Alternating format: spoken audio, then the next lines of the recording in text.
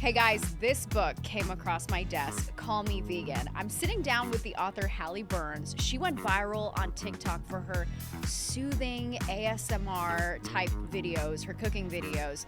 People even call her the Bob Ross of cooking. So how did she become plant curious and then make a career out of it? Check out our next level conversation.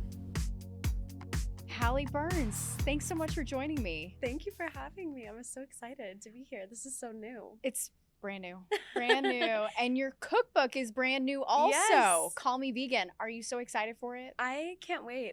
It honestly, every step leading up to this process has felt like a dream, but I feel like once the actual date comes around that it releases, I can exhale. Finally breathe. Yes. You know, I've come across your TikTok videos and fans have called you the Bob Ross of cooking. What do you think about that nickname? Because it's so zen, you're so soothing. It's an honor. I feel like now I see him so much more often. It's like when you have somebody who has a specific kind of car, and then you start to see it everywhere. You spot him everywhere. Yes, now Bob Ross is in my life so much more than I thought. Where do you find the zen and the peace? I think being in a kitchen does that for me. I like it to be quiet and calming, and whenever I record content, I just happen to be in situations that allow that. And I think I have a pretty chaotic mind, so I like my content to reflect the opposite side of me. It's very peaceful. I feel like you focus on texture, the way that you pull at the food and show the noodles being made. Yes. How do you come up with recipes? That's a good question. I think at the beginning, when I first started making TikTok videos, I was just making miniature versions of my favorite snacks. I think the first video I ever made was a mini Uncrustable, like just a peanut butter and jelly sandwich cut out with a cup. But as I started to really lean into the veganism and meal replacements, I used Pinterest a lot, like photo inspiration. So I would look at non-vegan recipes and try to mimic the photo by switching out the ingredients. And you said something interesting earlier, which is that if the food doesn't look good, that's not going to sell. Right.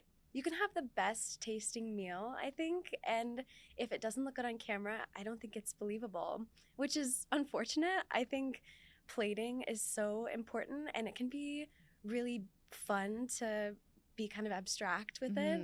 But I think what I've realized the most about food content creation is that even if I know deep in my heart this is the best tasting meal, if it doesn't look good texture-wise, color-wise, even if it doesn't contrast with what I'm wearing well, interesting, people really don't believe and maybe don't want to try out a recipe. So I think any food content creator probably knows that it just takes a little bit of extra thoughtfulness to sell a dish. Yeah. The backstory to how you're even putting together recipes on camera is really interesting. How did you get into cooking to begin with? I had nannies growing up. A lot of my parents were, they traveled a lot for work. So I spent a lot of time with young, really creative, high energy women, and I really loved them. And I just remember a lot of the time that we would spend together would be in a kitchen. I had this one babysitter, she just posted about it in honor of the book release. And she was talking about how we always used to remake this rainbow cupcake recipe. It was like a YouTube trend where you would take a vanilla cake mix, divide it into 6 different bowls, and then dye it a different color. Oh, I like that.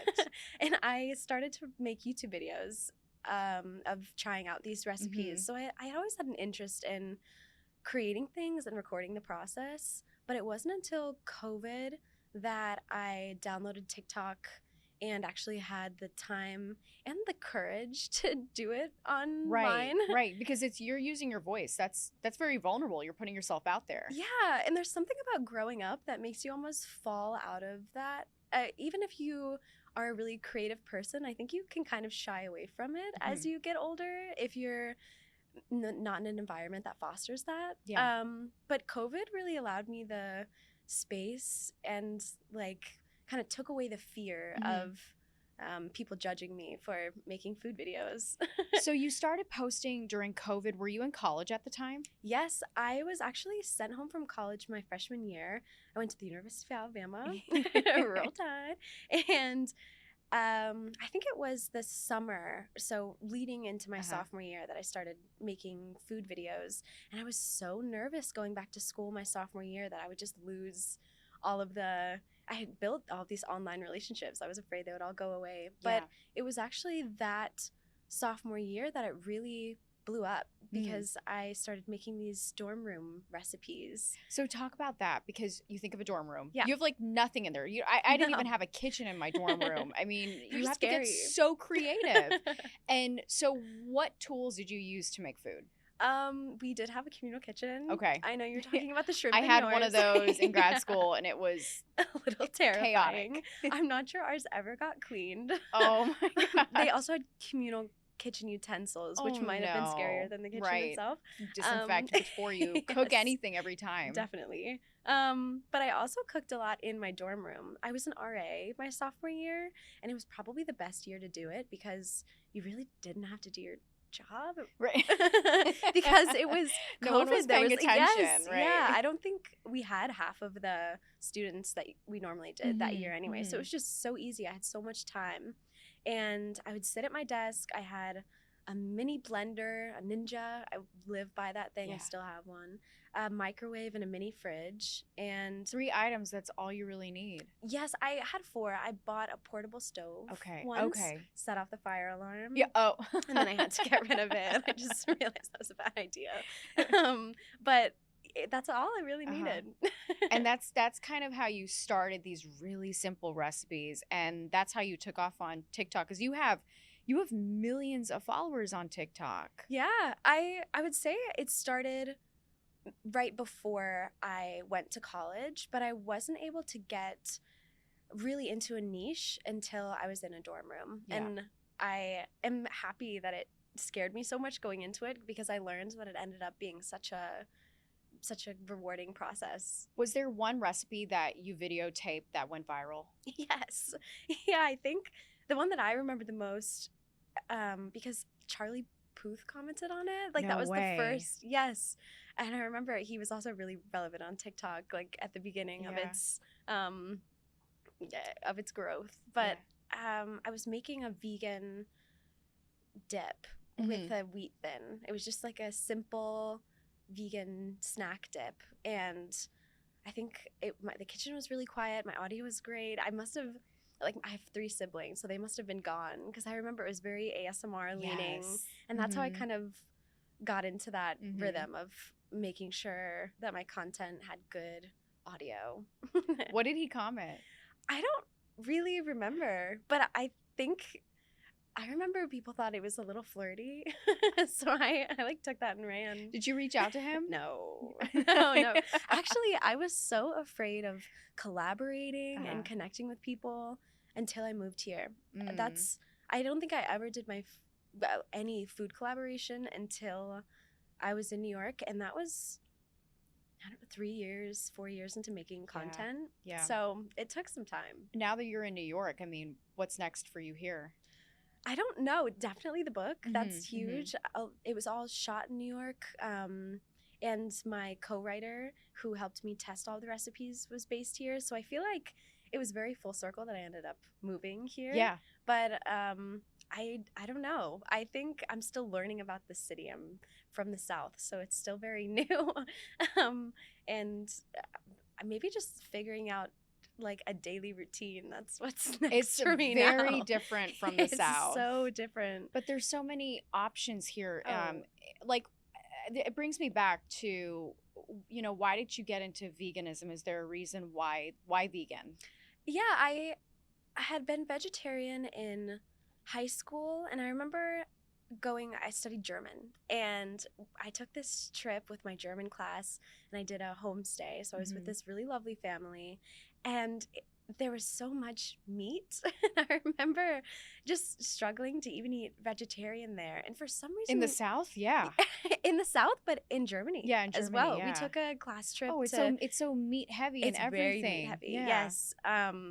so there my options were like beer and like a cucumber. Right. And I just think it really changed my perspective. I remember just being in an area where it was so difficult to eat that way, and I realized this is really something I'm passionate about, and I see it growing. I see this industry becoming bigger, and the climate issue becoming bigger as well. And it's also a challenge for me to try to cook that way, I think. So it also made the creative process a bit more fun to have like limitations on what I could use and what I couldn't. Yeah. Makes it challenging. Yeah, challenging, but also more fun. It allowed for a lot of like really creative recipe development. I feel like I do want to ask about that. What's like the strangest food combo you've put together that you actually liked? I would say most recently it's watermelon tuna. I think that's been watermelon a big one. Tuna? Yes, I think what? like I was saying about the camera visuals. This one worked really well because it does look like tuna, but I think it's really hard to convince people that you make the tuna, you make the watermelon look like the tuna. Yes. How do you do that? You take a baby seedless watermelon, and you slow roast it for a few hours until all the juices kind of marinate and it becomes soft. It almost like concaves. It looks horrible. And it looks like it has that texture. Starts to get that texture. I would say watermelons are a little bit porous, so all of those pores kind of close together, and it becomes like a salmony tuna looking. And if you marinate it, it really tastes fantastic. But there's a recipe based off of that original recipe in my book that involves a lot less oven time. You cut up your watermelon and you put it in the oven instead of using the whole thing. And it's just a great recipe. I don't think people think about eating fruits in a savory way. Yeah. So it's interesting because you're not just cooking, but you're inventing. Yeah. Yeah. And I think it's very cool to have that ability. Do you go out to eat a lot? Yes. Here in New York? Oh, I mean, yes. Tell me some of your favorite vegan places here that you might go to. One that I would recommend is on the Lower East Side. It's called Sen Saigon, and it's a purely vegan Vietnamese spot. And Vietnam is number one on my bucket list. I've always wanted to go. But they have this appetizer that it's like I think there's citric acid in it. I've always wanted to get the recipe, but I just eat it and sit in silence whenever I go. It's delicious. I have been there a lot these past few months. I had the pleasure of going to 11 Madison Park. Yeah. That's insane. I have never eaten like Michelin star vegan food until coming here. I mean, I'm sure a lot of people can say the same thing. What did you think about it? It was amazing. I mean, I think these recipes are cool, but then you see what people do with all sorts of produce items in like a really gourmet way. And it's very inspiring. Could you see yourself working in a restaurant, or at least being the creative behind a restaurant, like a menu? Yeah, I would love that. I think the restaurant industry scares me a bit. There's something about, I'd be afraid it would almost make me not like like the craft of cooking, just because of how like stressful it is. Yes, and like fast paced. I think there's something about content creation. You could just take your time. You're in your kitchen. You're in your kitchen. That's your forte. That's where you are. That's your domain. And I thought that I would never like it. I did work in the food industry like in high school, so I dipped my toes in the water and decided that I didn't like it. But I went to culinary school in India right before I took the photos for this book, or the photos were taken. I did not take them. And I kind of got a taste of what it would be like to work with other people in a kitchen. And I think that's the beauty of it. Like maybe it's not the fact that you're developing recipes anymore, but it's that you're creating with other people who think exactly the same way you do, or even better than you do. And I feel like that would be amazing. It's fun to kind of go off of other people's energy and work with them too. It was such a pleasure. Because you spend so much time in the online space, is there an online food trend that you were just over? No. I would say food trends always get me. Like, I completely understand why things go viral, because even if I would never try it, I watch them endlessly. Like, did you ever see the pickles wrapped in like fruit roll-ups. People would eat those and I've dip seen them in those. tahini. Yeah, Strange, right? it is so strange. But I I can't feel take like my eyes away from that's something them. that you would love Why not? because of the texture and the color and just Yes. like the way that you could probably make it yours. Just so cool. There was this other woman that I used to watch all the time. She would make like burritos in her car Mhm, and she would roll them in cheese. I don't know, all these different kinds of things. But there's just so many things that become such viral Yeah. recipes, and it's for a good reason. Dubai chocolate, bring me Dubai those chocolate. videos. Oh, and I saw your Love. take on that too. Oh yes, Which with is cereal. so good with cereal, which is Mhm. so interesting. And I'm gonna be making your cornflakes Butterfingers recipe too. I'm so excited to hear what you think. I'm gonna make it, and hopefully I do it justice. But it's interesting. I wouldn't have thought to take cornflakes and blend it down. Yeah. And I think the beauty of this book is that, at least for me, when I think of a recipe like that, blending down cereal, I Mhm. feel like the cornflake Butterfinger was the inspiration for the shredded wheat Dubai chocolate. Like you Mhm. can Mhm. learn from the hacks of each recipe and kind of use them for other things. So hopefully it kind of gets you into the mode of recipe developing yourself. What are you hoping for people to take away from your book?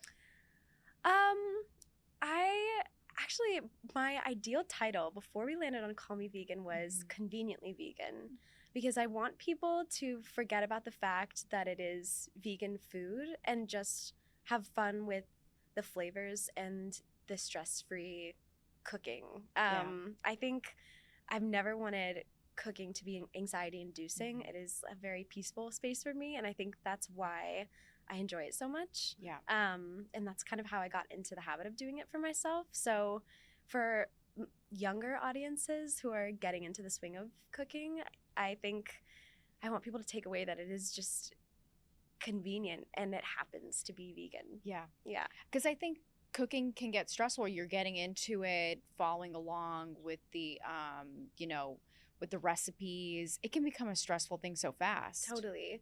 Yeah, and it doesn't ever have to be. And I think getting like a few staple meals to Mhm. make, if you get into the rhythm of making like your 3 favorite dishes, What are then your you're on the right favorite? track. In the book? Yeah. That's hard. Your like go-to favorite, easy to Hmm. make or something that you crave. I talk about this often because it's the first thing that comes to mind. I think it's my favorite picture in the book, and Mhm. it's why I love the recipe so much, because it's just exactly what I imagine when I think of eating this. But it's a pulled pork mushroom burger, Okay. a king oyster mushroom. I've ever seen one. They're massive. Yes. Yeah. You shred it with a cheese grater, Mhm. and then you marinate those shreds. You put them in the air fryer so they become crispy almost, and then but they're still really saucy. Mhm. And then you put it on like a soft bun.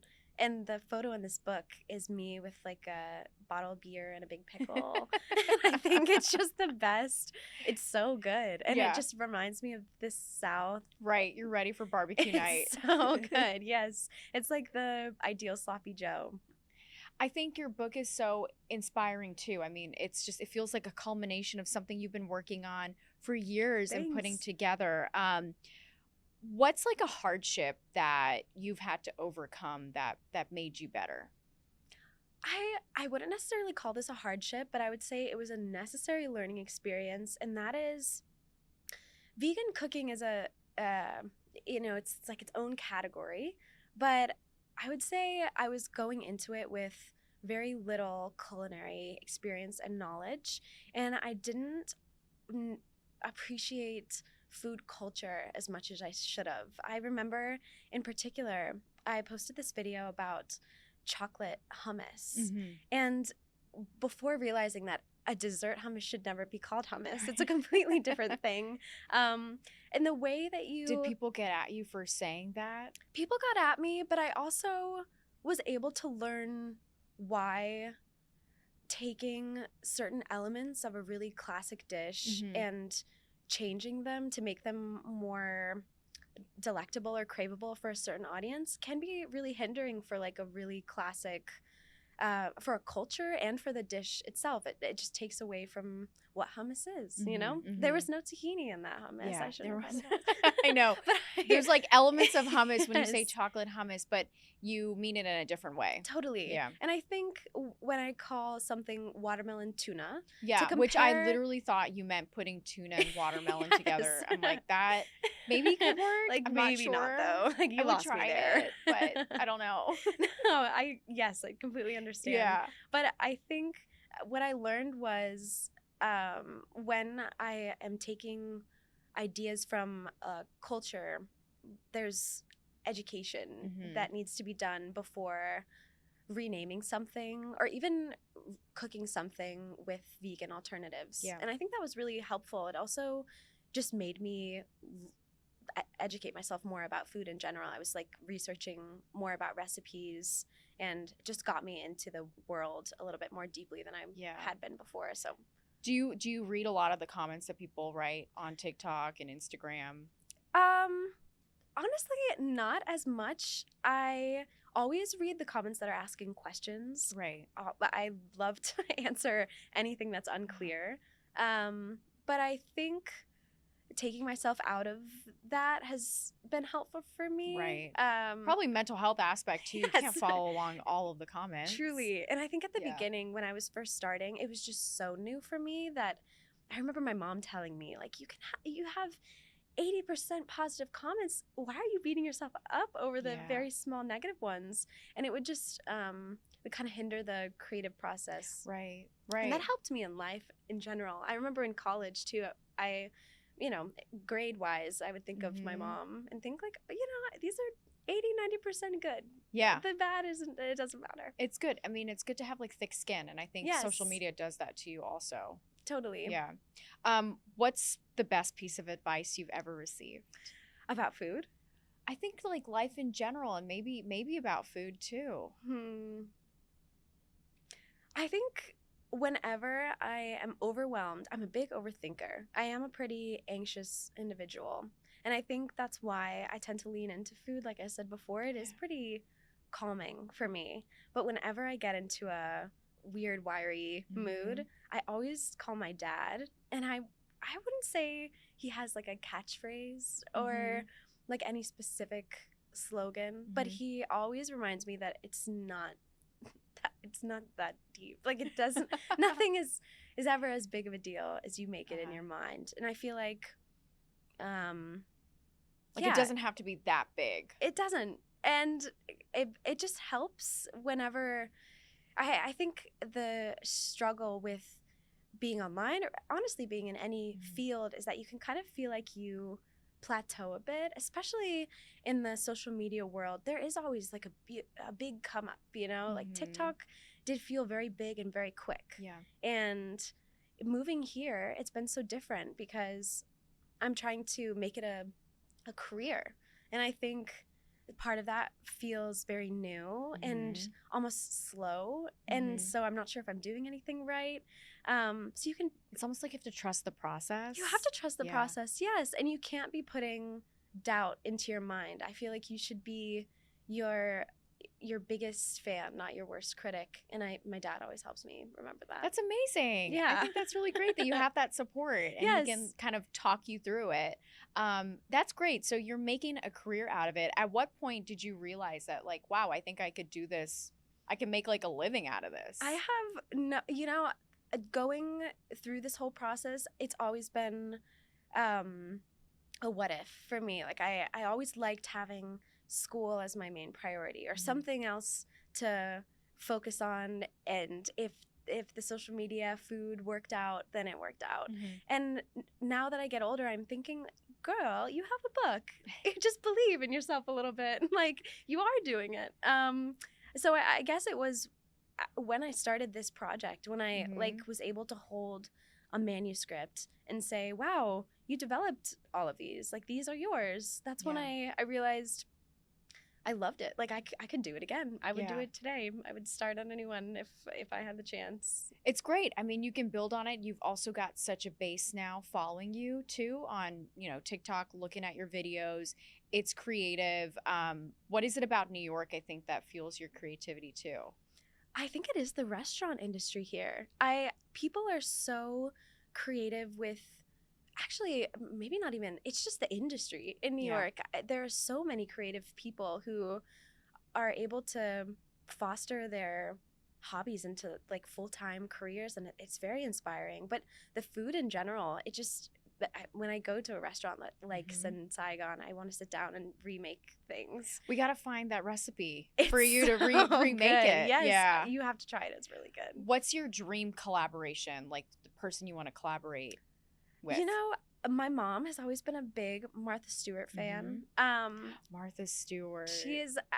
She's always told me like you should really lean into table making because Martha used to do that, and yeah, once you get into like the party side of food, that would be great for you. And I have taken a lot from her, I guess, her process in becoming what she is, which is not just like a foodie. She's I don't know. I think of her as just like an amazing female entrepreneur. But actually, the dream collaborations I have in mind aren't anybody who cooks. It's with people that I just love to watch and would love to cook with in like an entertaining way. I think we those gotta have get been the Charlie most- Puth. Right? Full Do you circle. remember that comment you made? That comment, full circle. Oh my gosh. Yes, that would be scary. And you could do ASMR, which I feel like you've gotten so good with. Thank you. How did you, I mean, do you feel like, how do you tap into that? Like before you start your shoots, do you just do a ritual or something? No ritual. It probably has to do with the space. Like if it's not clean, there's something off. If there's like a little, I always have to unplug my dehumidifier because there's like a the hum. Yes, I feel like everything becomes a little bit more apparent when I'm about to cook. So it's just getting into that, zen. I think we need to do an ASMR podcast. I've never something done like intentional, tapping Yeah. ASMR, but that would be fun. I know, because there was one video where you like touched the pot and it was hot, and you're like, "Ow, that was hot." I was like, "What? This is great, so good." Well, I'm so excited for your book launch, and it's a fantastic book. Where can people get your book? I'm pretty sure you can get it everywhere, which is very exciting. That's awesome. Barnes & Noble, I know. Amazon, you can order it. And what I think is great for younger audiences and people who maybe don't want to hold a book while they cook is there's a less expensive digital option available. Oh, great. Which is lovely. I feel like oftentimes when I'm cooking, I'm watching like a recipe video or looking at a recipe on a laptop. So that digital option is great and affordable. And it's easy to follow along while you're cooking. Totally. And it has all the pictures and everything. So it's just Perfect. as pretty. So you can see if you're actually cooking it Yes, right, you making can get it some right. photo inspiration. Yeah. Well, Hallie Burns, it was so nice to get to know so you. Good to meet you. Thank you so much. Thanks for having me again. And I'm excited to hear what you think about the Butterfingers. I hope I do it justice. You I'll send you will. pictures. Okay.